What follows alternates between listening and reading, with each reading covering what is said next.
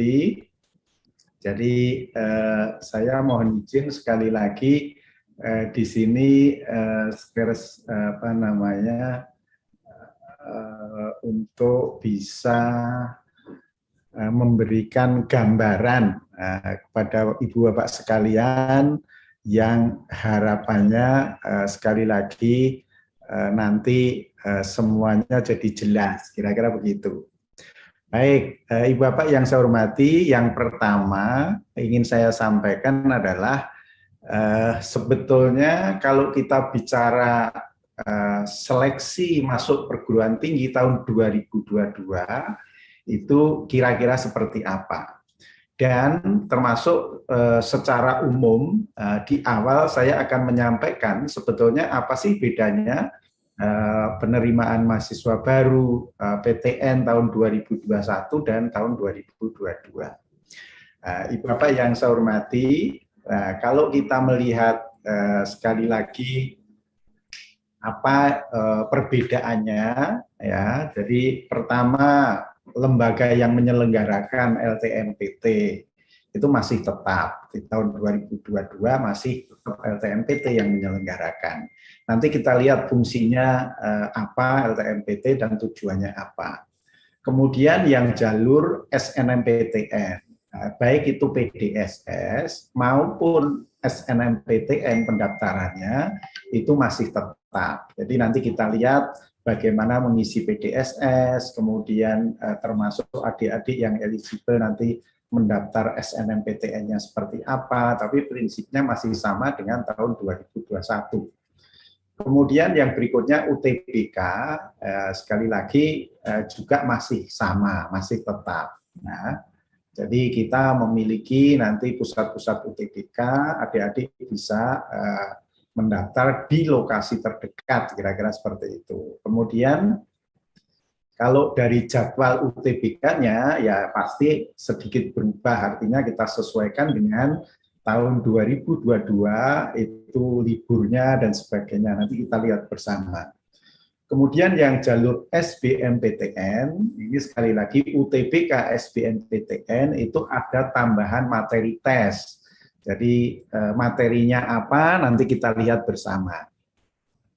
Kemudian untuk adik-adik yang dari keluarga kurang mampu secara ekonomi itu juga KIP kuliah itu masih ada atau enggak? Masih. Tapi nanti saya sampaikan yang mengelola KIP kuliah itu di unit mana, unit kerja mana di Kemdikbud. Kemudian yang berikutnya keikutsertaan PTKIN dan Politeknik itu di tahun 2022 masih tetap. Jadi artinya apa? Artinya adik-adik nanti itu bisa mendaftar entah itu di PTN, entah itu institut, universitas, politeknik, atau di PTKIN. Nah, secara umum kira-kira itu, Ibu sekalian dan adik-adik yang saya hormati. Nah, sekarang kalau kita bicara satu persatu, kira-kira sebetulnya seperti apa, itu bisa saya sampaikan sebagai berikut. Mohon maaf. Sebentar. Baik, Ibu Bapak yang saya hormati dan adik-adik semua, kalau kita bicara fungsi dan tujuan LTMPT, jadi lembaga tes masuk perguruan tinggi, ini merupakan lembaga penyelenggara tes masuk perguruan tinggi bagi calon mahasiswa baru.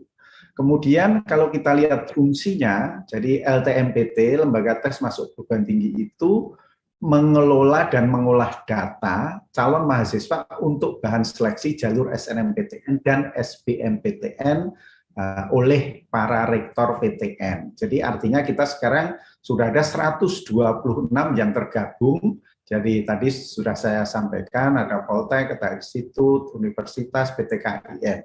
Jadi sekali lagi kita LTMPT itu hanya mengelola. Kalau yang penentu siapa yang memilih, artinya melakukan seleksi, itu adalah rektor di perguruan tinggi masing-masing. Kemudian juga fungsinya melaksanakan ujian tes berbasis komputer, kemudian menyampaikan hasil UTBK kepada peserta dan PTN tujuan. Nah, ini fungsinya. Sehingga kalau kita lihat tujuannya, sekali lagi, pertama kita melaksanakan tes masuk perguruan tinggi, yang dari tahun ke tahun saya kira kita selalu ada perbaikan-perbaikan yang menuju ke kredibel, adil, transparan, fleksibel, efisien, dan akuntabel. Kemudian yang berikutnya tujuannya membantu perguruan tinggi memperoleh calon mahasiswa berdasarkan nilai akademik atau nilai akademik dan prestasi lainnya melalui jalur SNMPTN, kemudian kalau SBMPTN itu dengan nilai UTBK. Itu kira-kira, jadi sekali lagi bahwa LTMPT tidak berhak menerima atau menolak siswa yang melamar ke PTN-PTN, tetapi yang menentukan adalah rektor di perguruan tinggi masing-masing. Baik, Ibu, Bapak, dan adik-adik yang saya hormati, sekarang kalau kita bicara jalur dan kuota masuk ke perguruan tinggi negeri itu seperti apa? Jadi intinya tadi sudah saya katakan sama, artinya kita masih menggunakan Permendikbud nomor 6 tahun 2020. Sehingga ada 3 jalur yang diizinkan, yaitu jalur SNMPTN, SBMPTN, dan jalur mandiri. Nah, yang perguruan tinggi BLU dan Satker itu ada ketentuan bahwa SNMPTN minimum 20%, SBMPTN minimum 40%, dan jalur mandiri maksimum 30%. Kecuali, sekali lagi, untuk PTN berbadan hukum, PTN-BH.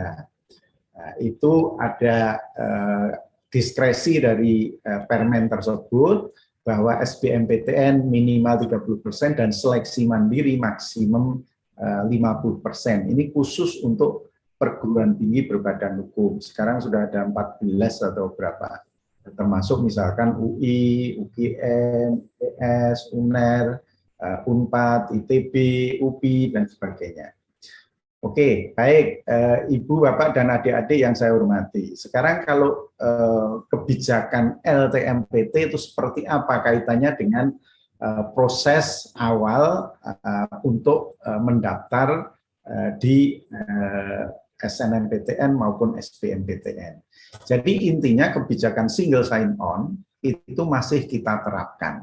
Nah, jadi artinya sekolah-sekolah yang mau mengisi PDSS, kemudian siswa kelas 12 yang eligible akan mendaftar SNMPTN, dan pendaftaran UTBK SBMPTN itu harus memiliki akun LTMPT dulu. Nah, Ibu Bapak yang saya hormati, saya kira kami sangat menghargai arahan dari Pak Menteri, mulai Pak Nuh, kemudian Pak Nasir, kemudian Mas Menteri sekarang, bahwa mestinya dan seharusnya namanya pendidikan itu harus terintegrasi secara vertikal, sehingga yang kita lakukan, walaupun ini LTMPT yang berdarah-darah, kira-kira begitu, bahwa data-data yang kita ambil, entah itu NISN, NPSN, kemudian termasuk jurusan sekolah dan sebagainya, itu syarat termasuk untuk mendaftar akun LTMPT di portal LTMPT, itu datanya kita ambil dari Pusdatin. Jadi Pusdatin itu mengambil datanya berasal dari Dapodik atau Emis Kemenak. Kemudian Emis Kemenak maupun Dapodik itu mendapatkan data dari sekolah-sekolah yang mengisikan. Artinya apa? Artinya bahwa sekolahlah yang poin pertama mengisi data itu harus betul-betul benar. Karena kalau tidak, taruhlah ada siswa kok tidak ketemu NISN, NPSN-nya, ya berarti kan dia tidak bisa mendapatkan atau registrasi akun LTMPT. Baik, Ibu Bapak yang saya hormati, kaitannya dengan sekolah, itu pada prinsipnya sekolah yang totalnya ada 56 ribuan sekian itu bagi sekolah yang sudah memiliki akun LTMPT itu bisa digunakan lagi untuk tahun 2022. Jadi tolong diusahakan, dicari, ditanyakan kepada operator dan sebagainya, sehingga tidak perlu membuat akun LTMPT lagi. Ya, dan ini adik-adik yang nanti eligible itu juga harus mendaftar akun LTMPT yang kelas 12 yang eligible. Termasuk yang tidak eligible itu pun pada waktu mendaftar UTBK SBMPTN juga harus memiliki akun LTMPT. Nah, ini kita lakukan sekali lagi tanggal 4 Januari sampai 15 Februari. Jadi saya ingatkan sekali lagi, sekolah yang sudah memiliki akun LTMPT tidak perlu mendaftar akun LTMPT lagi. Ya, tapi kalau siswa karena kelas 12 belum pernah punya ya harus daftar. Kemudian Ibu Bapak yang saya hormati, kalau adik-adik yang akan mendaftar UTBK SBMPTN yang kelas 12 tadi sudah punya, kemudian yang 2 tahun terakhir itu masih kita izinkan, itu harus registrasi akun LTMPT. Karena apa? Karena sekali lagi kita menemukan ternyata adik-adik yang sudah 2 tahun lulus itu kadang-kadang dan banyak kita temukan kok ada perubahan NISN, MPSN, dan sebagainya. Oke. Baik, Ibu Bapak dan adik-adik yang saya hormati, nah sekarang kita bicara PDSS. Sekali lagi, PDSS itu sebetulnya apa? Ya, jadi Ibu Bapak yang saya hormati, pangkalan data sekolah dan siswa itu pada prinsipnya merupakan basis data yang berisikan rekam jejak ya, sekolah dari nilai rapor siswa yang eligible mendaftar. Jadi sekali lagi tahun 2022 sama dengan 2021 yang nanti diisikan di PDSS itu hanya adik-adik yang terpilih dan eligible untuk mendaftar SNMPTN. Nah, kami sekali lagi PDSS ini mengakomodir kurikulum nasional KTSP 2006 dan kurikulum sistem paket dan SKS tahun 2013. Nah, mohon maaf, sekolah yang tidak menggunakan kurikulum nasional ini tidak diperbolehkan mendaftar di PDSS. Kemudian Ibu Bapak dan adik-adik yang saya hormati, kalau kita bicara PDSS, SNMPTN, itu memang kita izinkan hanya adik-adik yang sekarang baru duduk di kelas 12. Jadi sekali lagi kita juga mengakomodir perbedaan kurikulum antar semester, ganjil genap, dan sebagainya, utamanya untuk adik-adik yang ada percepatan, kira-kira begitu. Oke, nah Ibu Bapak yang saya hormati, ini mohon betul-betul perhatiannya ya, bahwa pengisian PDSS dilakukan oleh sekolah dan kebenaran data yang diisikan menjadi tanggung jawab sekolah. Jadi artinya mari Bapak Ibu bersama-sama, Bapak Ibu kita beri wewenang nanti memilih siapa yang eligible, taruhlah akreditasi A 40%, siapa saja, tetapi sekali lagi Bapak Ibu sekolah itu harus bertanggung jawab juga atas kebenaran data yang diisikan di PDSS. Baik, Ibu Bapak dan adik-adik yang saya hormati, kalau kita sekarang bicara SNMPTN tahun 2022, itu pertama persyaratan sekolahnya seperti apa? Sama dengan 2021, untuk SMA, MA, SMK yang mempunyai NPSN. Kemudian ketentuan akreditasi masih sama. Akreditasi A nanti jatahnya kuotanya 40%, yang B 25%, kemudian yang C atau lainnya 5%. Kemudian sekali lagi sekolah itu hanya mengisikan data PDSS itu bagi siswa yang eligible. Nah, tidak semua siswa harus dimasukkan. Nah, ini Ibu yang saya hormati, kami mohon perhatian Bapak Ibu semua, ini sudah tanggal 11, kira-kira tanggal 20 itu sudah akan kita cut off, baik itu akreditasi sekolah maupun jumlah siswa per jurusan, sehingga tanggal 28 Desember itu sudah akan kita umumkan kuota SNMPTN bagi masing-masing SLTA, jumlahnya ada 56.000, itu seperti apa. Nah, kalau kita bicara persyaratan peserta, jadi sekali lagi siswa yang ya sekali lagi memiliki prestasi akademik dan memenuhi persyaratan yang ditentukan oleh PTN. Jadi PTN ada ketentuan misalkan dari pendidikan dokter harus memenuhi persyaratan tidak buta warna, tidak dari menerima IPA saja dan sebagainya. Nanti tolong dilihat gimana perguruan tinggi tujuan. Kemudian yang penting memiliki NISN dan terdaftar di PDSS. Artinya apa?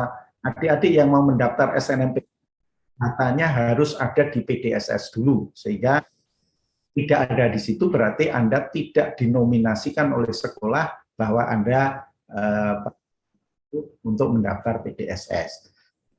Memiliki nilai raport semester 1 sampai 5 dan adik-adik yang akan mendaftar program studi seni itu nanti dimohon membuat portofolionya itu diunggah ya. Nah, akan ada penilaian portofolio. Baik, Ibu Bapak dan adik-adik yang saya banggakan, cara pilihan program studi ini sebetulnya masih 21. Pada prinsipnya setiap siswa dapat memilih studi, entah itu dari 1 perguruan tinggi. Nah, misalkan adik-adik itu 2 program studi, 1 harus berada di PTN sama dengan SLTA-nya, asalnya. Misalkan SLTA-nya kalau memilih 2 program studi, UI semua atau UI ITB itu nggak boleh, salah satunya harus sama dengan sekolahnya. Jadi UNHAS. Kemudian ini ada catatan lintas minat, ini artinya bahwa kami wanti-wanti atau memberi pesan kepada adik-adik yang dari sosial, artinya IPS, itu jangan mengambil program studi IPA karena pengalaman yang sudah-sudah itu banyak yang gagal. Tapi kalau adik-adik yang terus terang dari prodi entah akuntansi, manajemen, komunikasi, hubungan internasional, itu banyak sekali yang dari IPA.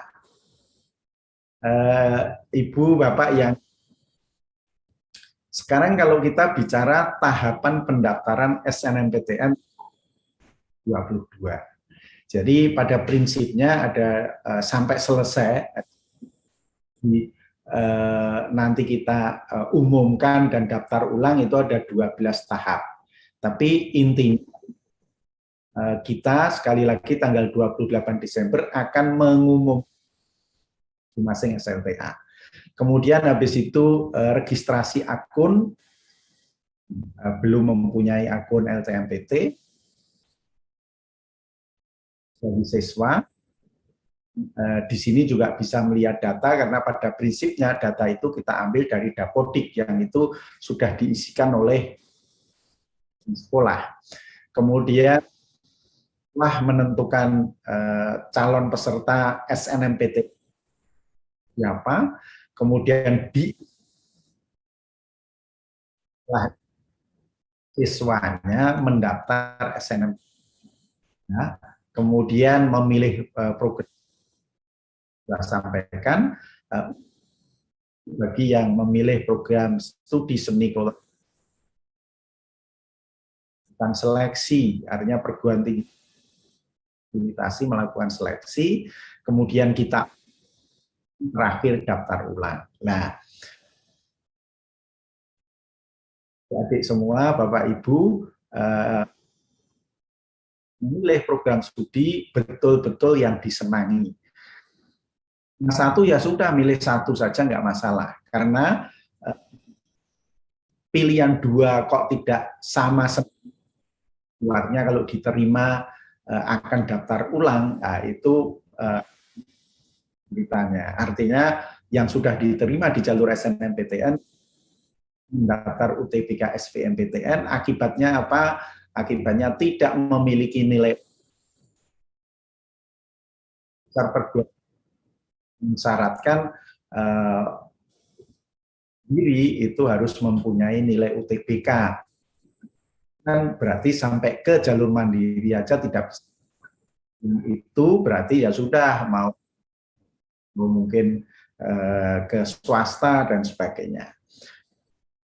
Bapak yang saya hormati, ini terutama Bapak Ibu Anwil maupun kepala sekolah dan lain sebagainya ya. Intinya bahwa pemeringkat sampaikan itu sepenuhnya sekolah harus bertanggung jawab. Ini ada permasalahan dengan orang tua wali. NPT itu memberi guidance tentang ketentuan pemeringkatan siswa oleh sekolah. Jadi pemeringkatan siswa itu oleh sekolah pada sekali lagi agar itu gunakan saja mata pelajaran sebagai berikut. Jadi kalau ya mestinya matematik, bahasa Indonesia, bahasa Inggris, kimia, fisika, dan biologi. Ini yang di UN kan tahun 2006, ya kan? Matematik, bahasa Indonesia, bahasa Inggris, dan geografi, jurusan bahasa, kemudian. Nah, hanya begini buat sekalian. Pertama, kalau misalnya taruhlah kelas IPA 100 orang, akreditasi A, 40. Nah, untuk memilih 40 itu ternyata urutan nilainya sama persis. Nah, itu bagaimana? Ya silahkan Bapak Ibu untuk melakukan penambahan-penambahan kriteria yang itu akhirnya bisa didapat 40 orang sesuai dengan jatahnya. Ya. Lebih baik mungkin harus disepakati, termasuk kalau di yang favorit itu yang saya tahu termasuk eligibilitas dan sebagainya itu ngundang orang tua wali menentukan bersama, kira-kira seperti itu, takut. Oke, jadi itu kemudian kami terus terang nanti di tanggal 20 akan itu terus terang kami akan menghitung yang menguntungkan untuk Bapak Ibu semuanya. Jadi artinya gini, kalau misalkan 40% itu kok cuma berapa, bisa kalau diputus seperti itu sehingga nanti ke atas kira-kira sehingga jatahnya tidak, kira-kira kemungkinannya seperti itu. Baik Ibu Bapak dan adik-adik yang saya banggakan, yang saya hormati, ini penting yang harus di.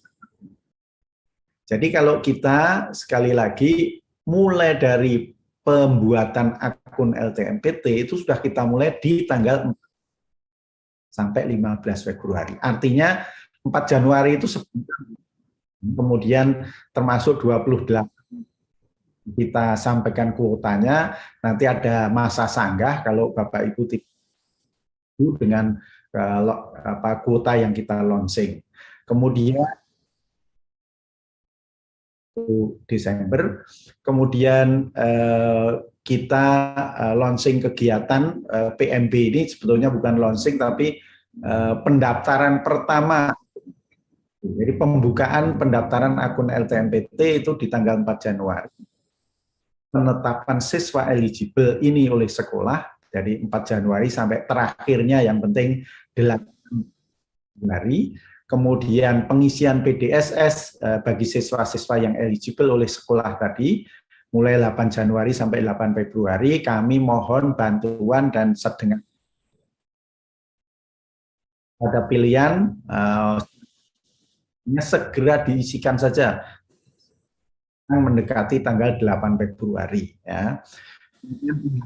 PTN bagi adik-adik yang eligible syaratnya sudah mempunyai akun LTM itu tanggal 14 sampai 28 Februari ya.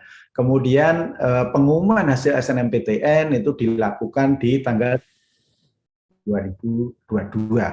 Artinya bahwa bagi adik-adik yang SNMPTN di tanggal ini itu sudah mendapatkan tinggi akan kuliah. Ini yang nyoret-nyoret siapa ya Pak Putih?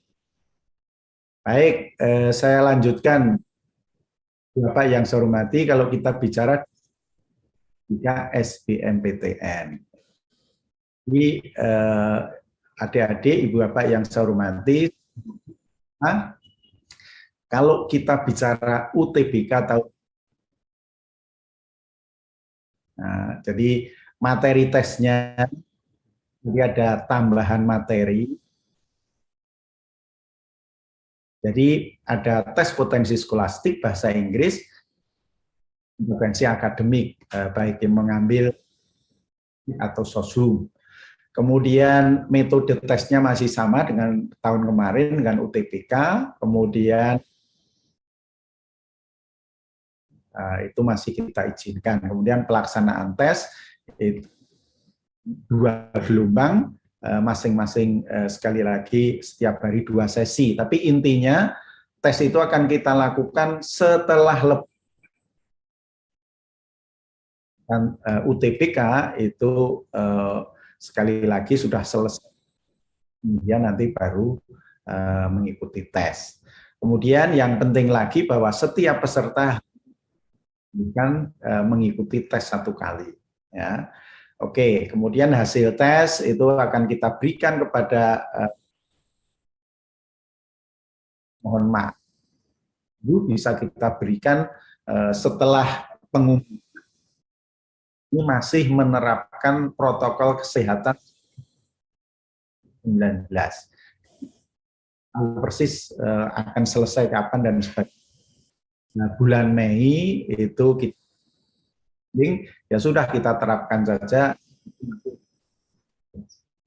Oke. Kalau kita persyaratan peserta UTBK tahun 2000 itu intinya sebetulnya tahun 2021. Jadi adik-adik itu harus memiliki akun LTMPT. Itu wajib. Kalau sudah terlanjur pembuatan akun LTMPT, ya sudah, salam berarti UTBK. Kemudian adik-adik kelas 12 ya paket C masih kita izinkan, tetapi sekali lagi yang paket C itu per 1 Juli 2022 kok tidak bebas Pak, mohon maaf karena jumlah yang hanya 200 sekian ribu, kira-kira gitu.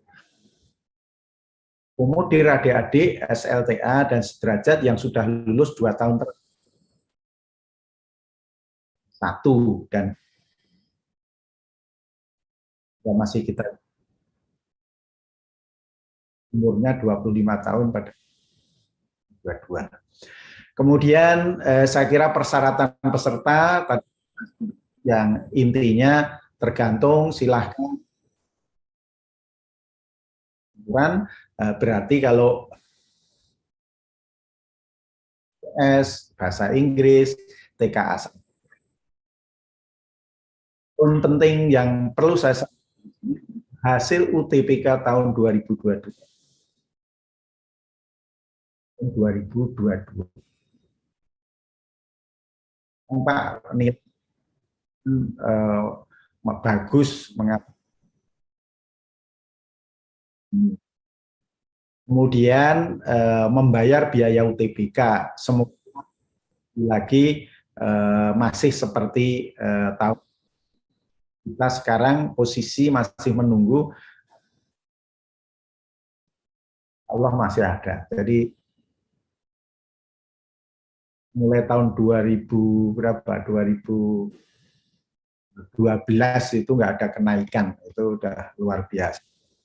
Oke, Ibu Bapak dan adik-adik yang saya tadi sudah saya sampaikan bahwa ada tes potensi skolastik, kan kemampuan kuantitatif, pengetahuan ini bacaan dan menulis. Kemudian yang berikutnya adalah tes bahasa Inggris. Saran dari dan direktur bahwa itu sangat dibutuhkan untuk ini apa namanya suksesnya adik-adik studi tinggi. Sehingga ada kemampuan tes kemampuan bahasa Inggris, kemudian tes kompetensi akademik. Nah, pada prakteknya sebetulnya itu ada materi kemampuan memahami hal yang berbahasa Inggris tahun ini komponen sertifikat itu ada tes potensi atau SOSU masing-masing 4, kemudian itu nilainya sekali lagi kita perhitungkan. Oke, saya hormati. Kita bicara kelompok ujian yang penting bahwa kelompok ujian saintek materi tesnya TPS bahasa Inggris dan TKA waktunya kurang 95 menit. Kemudian sosial humaniora 195 menit, tapi sekali lagi TKA Sosum itu kemudian yang ujian saintek Sosum berarti dan kita lakukan waktu yang dibutuhkan 200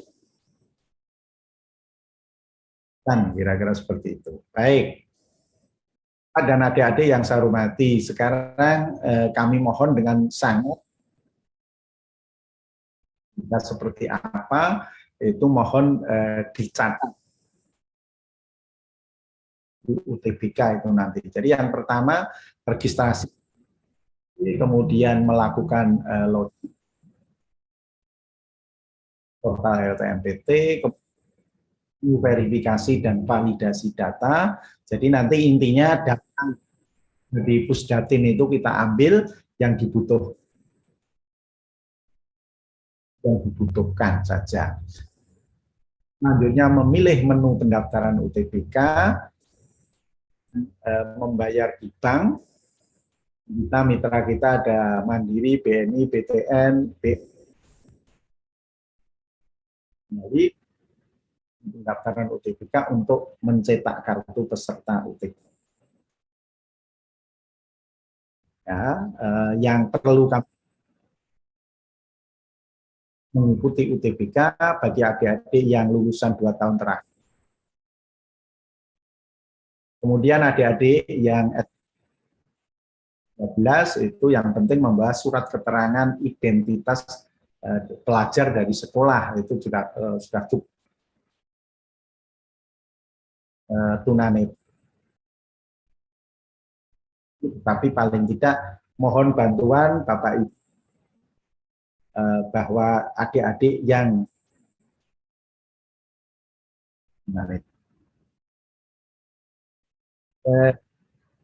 adik yang saya hormati, kalau kita bicara tahun 2021 dilaksanakan di 74 pusat UTBK PTN. Mulai dari Sabang sampai Merauke, kira-kira seperti ini. Pusat UTBK ini ada yang semua mitra dari luar, tapi kita dorong dilakukan di dalam kampus. Oke, Ibu Bapak dan adik-adik yang saya banggakan, kalau kita bicara pelaksanaan, jadi di sini gelombang 1, gelombang 2, gelombang 1 baru akan kita Lebaran itu kemudian nama sampai tanggal 7, kemudian baru tanggal 7 aman insya Allah. Kemudian lagi, maaf, Mei Juni ini. Ya, Mei Juni, sorry. Sehingga tanggal 3 Juni ini yang terakhir. Oke, ini slide-nya ngambil. Baik, kemudian kalau penjadwalannya kira-kira seperti ini, Wak sekali. Nah, antara waktu Indonesia itu kita lakukan untuk menghindari agar ya, nah, khusus untuk UTBK tertentu, ini sekali lagi yang bersamaan dengan waktunya, ini nanti akan kita pada saat pelaksanaan saja. Jadi saya di print out kartu identitas itu akan disampaikan jadwalnya.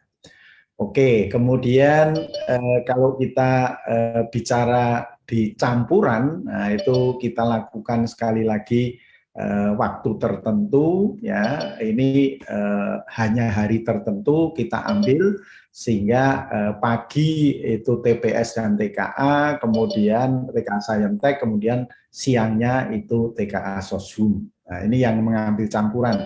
Dan yang mengambil campuran itu tidak banyak, kurang lebih sekitar 20% dari total pendaftar. Baik, Ibu, Bapak, dan adik-adik yang saya hormati, kalau sekali lagi prinsipnya berbayar, artinya UTBK itu berbayar. Nanti besarannya berapa rupiah itu semoga tidak berubah dibanding tahun 2021. Akan kita umumkan segera setelah ada kepastian pendanaan yang kita terima dari support pemerintah.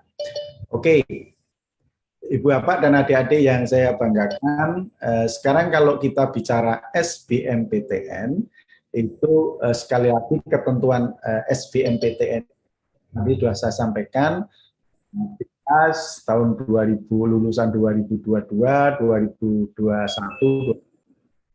kemudian memiliki kesehatan yang sesuai dengan ketentuan masing-masing perguruan tinggi, kemudian peserta yang mengambil program studi olahraga dan seni mengunggah portofolio, kemudian program studi. Nah ini sekali lagi intinya boleh ambil, mohon maaf, entah itu satu perguruan tinggi atau dua perguruan tinggi. Dan kalau yang SBMPTN itu tidak ada ketentuan. Jadi tadi saya contohkan kalau berada di SLTA di Makassar, itu kalau SBMPTN boleh saja dua-duanya mengambil di luar Makassar perguruan tingginya. Jadi misalkan ngambil UGM, ngambil UI, itu tidak masalah. Oke, baik, Ibu Bapak yang saya hormati, adik-adik semua. Jadi intinya sekali lagi catat yang penting. Jadi yang penting di sini pendaftaran UTBK SBMPTN dimulai tanggal 23 Maret 15 April, kemudian pelaksanaan UTBK gelombang 1 sampai 23 Mei, kemudian gelombang 2 28 Mei sampai 3 Juni. Nah, kemudian pengumuman hasil SBMPTN itu ya, kemudian termasuk unduh sertifikat untuk adik-adik itu 2 hari setelah itu. Oke, Ibu Bapak dan adik-adik yang saya hormati, kami bantu, ini sebetulnya yang kaitannya dengan KIP kuliah, beasiswa KIP kuliah, itu kan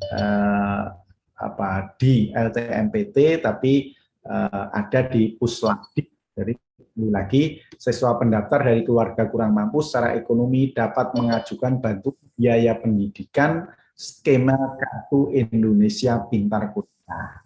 Kemudian kemana?